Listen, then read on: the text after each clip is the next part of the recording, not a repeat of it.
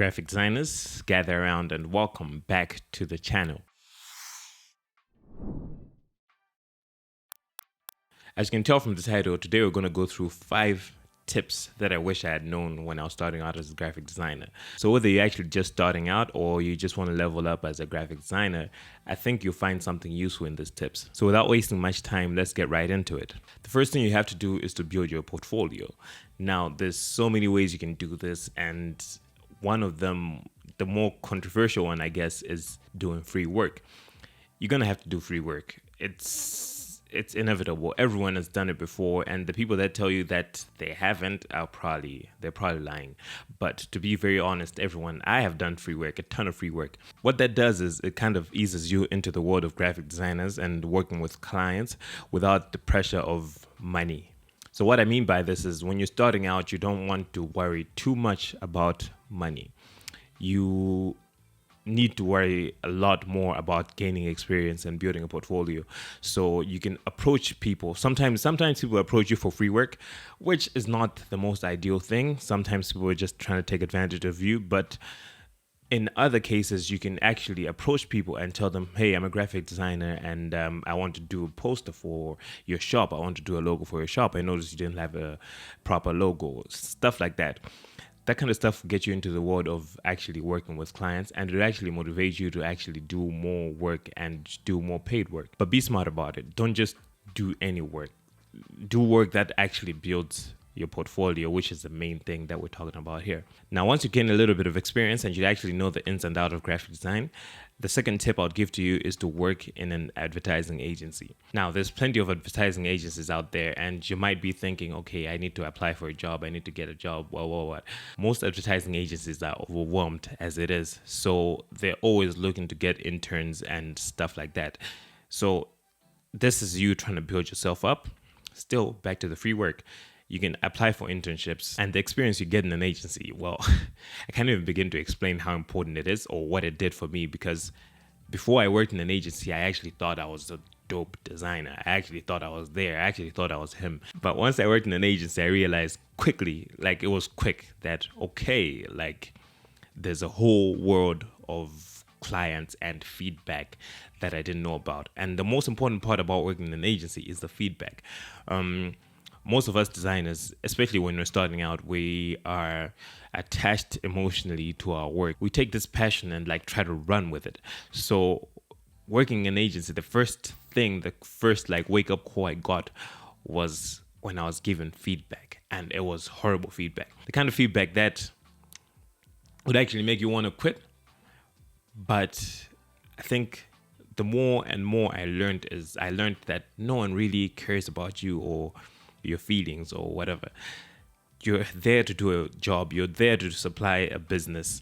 So you have to get the feedback either way. You have to be understanding of the feedback. You have to look at harsh feedback and try to come up with constructive feedback from it. So this, trust me, the only place you get it is in an agency. Now, the third thing you want to do is build a strong network. Now, how do you do this? It's kind of daunting, especially as graphic designers. Most of us are introverts and stuff like that, but it doesn't have to be the networking where you go to places and all of that. Networking here simply means the people that you meet, the few people that you meet, try as much as possible to leave a good impression of yourself. Now, I'll give you an example of how important a good network is. I've been doing graphic design for the past, 12 years or so. Damn. But one thing I've learned is that the people that I made a positive impact on in maybe 2015, they'll still come back to me years later and tell me, oh, there's this opportunity, there's this. And those are the kind of people you need. Those are the kind of things you need, because I was good to them at the point. We worked, we didn't burn any bridges. We worked together properly. I was professional. I handled everything properly. I left a good impression with them. And that person will definitely recommend me if any similar kind of work comes up in the future, even if it's after years. So whatever you do when you're working with people, try to maintain that relationship. Now, the next thing you have to do is you have to put yourself out there. You have to self-promote. You have to show off your work. These days, we live in a very fast-paced world. No one really spends time to think about, okay, who's a good graphic designer? who's going to do the work properly, who's going to do all of that. Most of the times people just go out on a limb and hire the first person they see. Currently, I'm working with a client who told me that they found me on Instagram simply by going into the search tab and typing graphic designer. And I was among the first names that popped up. It kind of shows you that me putting myself out there as a graphic designer and claiming the title graphic designer, it's in my name. It's something that gains me a little bit of traction, and people actually know that, okay, this person's a graphic designer. Now, I'm not saying you should go out there and like start creating content. I understand that it's not everyone's thing, but at least have an active social media platform. Unfortunately for me, I learned this very late in my career. Maybe 8 years into my career is when I started actually putting my work out there. Because to begin with, I was like, no, I'm not really that good. Like, there's other graphic designers that are better than me. So like, I'm posting and they're posting, and like mine definitely people won't like mine as much. But then I realized that I was thinking about the wrong people. I was trying to create content or put out work for all my fellow graphic designers, which is not the case. You're trying to put work out there for clients. Do not worry about what the next graphic designer thinks. That don't matter in this equation. You have to think about the clients, and trust me, there's a client out there. As I always say, there's a client out there for every single graphic designer that's out here. So there's no competition. There's nothing of that sort. You'll get a client that looks at your work and they'll think, okay, this is what I need, and they'll hit you up. So definitely put your work out there. Now, finally, the last advice I'll give to you is to master your tools. This is, for me personally, I use Adobe Illustrator, and I use Adobe Photoshop, and I use pretty much the Adobe Suite, InDesign and them. And over the years, I have tried to like not just stay stagnant. I've tried to learn new things almost every day. Nowadays, it's like every day I need to learn something new. I need to discover faster ways of doing things.